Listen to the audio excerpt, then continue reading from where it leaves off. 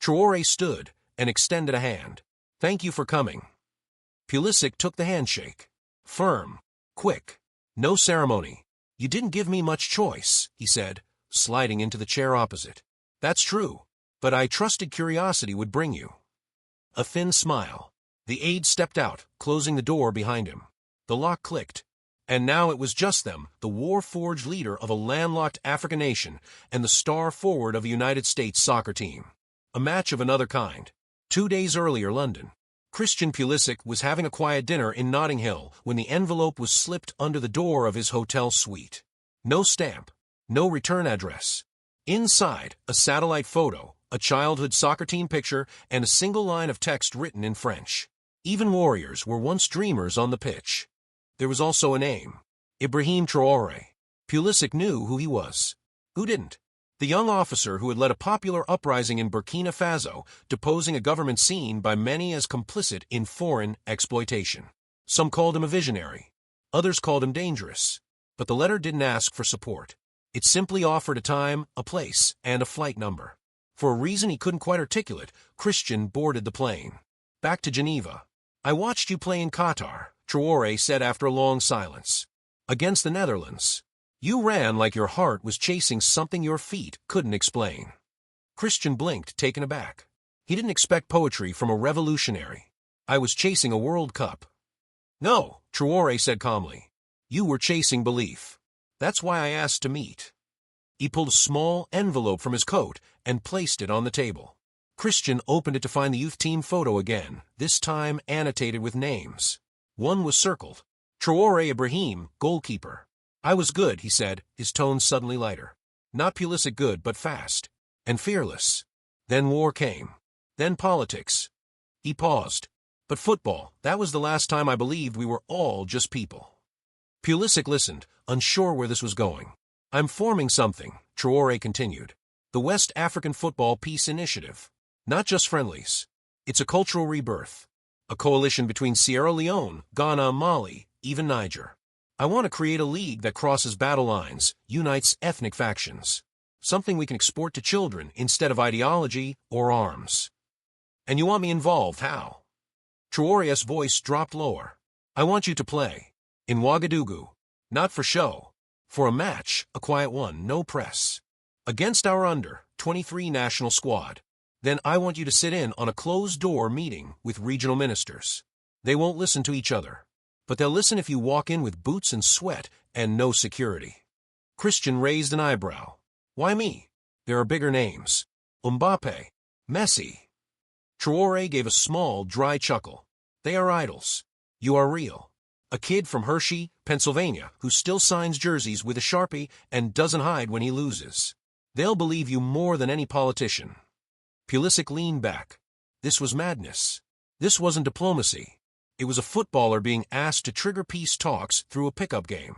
And yet, he saw something in Traore's face that he hadn't seen in any president, ambassador, or UN envoy he'd met on goodwill tours. Conviction. Not for power, but for people. He thought of the kids he'd coached in Ghana during his last off-season. The boy who cried when Christian gave him his old cleats. The one who said, "Now I can dream like you." He looked at the photo again. Traore was maybe 11 in it. Laughing. Hands on knees. A smudge of dirt across his cheek. Football could do that. It could clean the world just long enough for a few people to remember who they were before the fighting started. Christian looked up. "All right. I'll come. But I'm not giving a speech." "You won't have to. Just show up. And play." Ouagadougou, Burkina Faso 4 days later. No red carpet. No cameras. Just dust, drums, and a heartbeat in the city air. Pulisic arrived at dawn, escorted quietly from the airport to a training field behind a youth academy. The pitch was rough, patches of dirt more common than grass, but the goals stood tall, and so did the boys warming up in mismatched kits. The Burkinabe under-23 squad was fast, technical, fierce, and they didn't go easy on Pulisic. Neither did he. The match lasted only 70 minutes, called off when the sun reached a sweltering peak and someone shouted no water left, but by then, the miracle had already occurred. Kids watching from the fence had climbed up trees to see. Local ministers, who hadn't spoken to one another in months, stood side by side, bickering over whether Pulisic should have been red-carded for a tactical foul. Traore arrived near the end of the match, wearing a plain shirt and a Burkina Faso cap. He watched Christian thread a perfect pass through 3 defenders to set up a goal, then turned to his advisor. "That's how peace is passed," he murmured. "One foot to another." Later that night, presidential compound, private room. It was a simple meal. Rice, vegetables, and grilled chicken. Christian ate in silence while Traore reviewed the evening's briefing. "Tomorrow," the captain said, "you'll meet the education ministers from 4 countries. Don't try to impress them. Just talk about football." Christian smiled. "I've got stories." Traore's eyes softened. "We all do. But some of us forget them. You just reminded an entire generation what theirs were." Pulisic looked at him. "You think this actually works?" Traore's smile faded. "I don't know. But bullets haven't. Bribes haven't. Elections barely hold."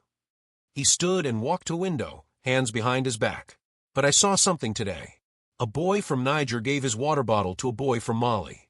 Because they were on the same team. That's not policy. That's the pitch working its magic." He turned back to Christian. "We need magic right now." Pulisic nodded slowly. "Not the kind of victory that fits in a trophy case. But maybe the kind that lasts." 3 weeks later, New York City, United Nations subsession. It was never reported on CNN. There were no viral videos. No press junkets. No brand deals. But a small footnote appeared in a diplomatic newsletter.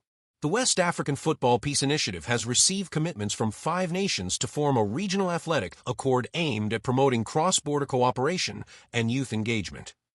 Behind the scenes, it was called the Pulisic Accord, a joke between ministers who'd watched the American star dribble through their toughest political divides. And in Burkina Faso, a new mural appeared outside a school in Ouagadougou. It showed 2 figures side by side. One in army fatigues holding a football, the other in a U.S. jersey, hand outstretched. Underneath it, in French, "Tous les guerriers étaient autrefois de rêveurs." It was his 3rd visit to Burkina Faso in less than a year, but this time, no one had summoned him. This time, he had come of his own volition. His agent had begged him to reconsider. There are safer causes. Bigger audiences. Why here? But Christian didn't want bigger. He wanted real. Months earlier, after a quiet football match orchestrated by Captain Ibrahim Traore, something had shifted inside him. The experience haunted him, in a good way. He remembered the barefoot kids chasing a ball like it was the moon, the laughter in war-torn villages, the peace built one pass at a time. And he couldn't forget the mural. The one of him and Traore, painted on a school wall, captioned, "All warriors were once dreamers." Now he wanted to give something back. He was returning not as a guest, but as a partner. The car pulled up to a small training ground outside Bobo Dioulasso. There was no press, no security, no marketing crew. Just Christian and a dusty pitch flanked by a few concrete benches and a curious gathering of kids. He stepped out, pulled off his sunglasses, and smiled. "CAVA," he called out, and the kids swarmed him like a magnet. He didn't bring cameras. He brought cleats. He didn't bring speeches. He brought drills. For the next 2 hours, the star forward from the U.S. sprinted with shoeless kids, taught goal celebrations, and gave quiet tips in broken French and wide grins. And then he gathered them in a huddle, wiping sweat from his brow. "You don't need to be from London or Paris or New York," he said, pointing at the dry earth beneath them. "You can start here. This is enough." Later, after the training, Christian met with a small group of local coaches and school leaders under a tree that doubled as a roof. He laid out his idea. A youth football program. Not a sponsorship. A collaboration. Burkinabe run, Christian backed. Equipment, resources, education. But more than that, storytelling. "People in the West don't know anything about this country," he said. "They think it's sand and silence. I want them to see what I saw." He proposed a documentary. One that wouldn't focus on him, but on the kids. Their dreams. Their talent. Their joy. He wanted to launch it on YouTube, TikTok, and broadcast it at youth tournaments across the world. It'll be in French, English, and more. And we'll title it, "The Future Wears Dusty Boots." The coaches laughed, then nodded, and agreed. A month later, Christian returned to Burkina Faso with a small film crew. He interviewed local heroes, a girl goalkeeper from a village near Kaya, a blind coach who used claps to teach defense, a former rebel turned referee. Each story was layered with complexity, pain and undeniable beauty. Back in Los Angeles, his agent watched the first cut of the film with raised eyebrows. "You're barely in it." "Exactly," Christian replied. The documentary debuted at a film festival in Amsterdam and quickly gained traction online. Football fans around the world commented things like, "How do we never see this side of Africa?" and "I want to play there." Pulisic used his platform to push FIFA to invest in infrastructure for Sahelian nations.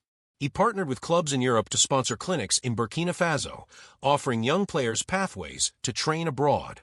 But he wasn't trying to make Burkina Faso into something else. He wanted the world to see it as it was. A place of potential, of poetry, of dusty boots that carried impossible dreams. And eventually, kids in Manchester, Sao Paulo, and Seoul started wearing kits from Etoile Falante and ASFA Yenenga, Burkinabe teams once barely known outside their borders. One day, a young boy from a village near Goa was signed to a development team in Spain. When asked to inspire him, he grinned shyly and said, "Christian," because he saw us first. Christian Pulisic watched the clip from his apartment in Milan, his eyes wet but smiling. Sometimes, promoting a country doesn't take a flag or a speech. Sometimes it just takes one person willing to believe it deserves to be seen.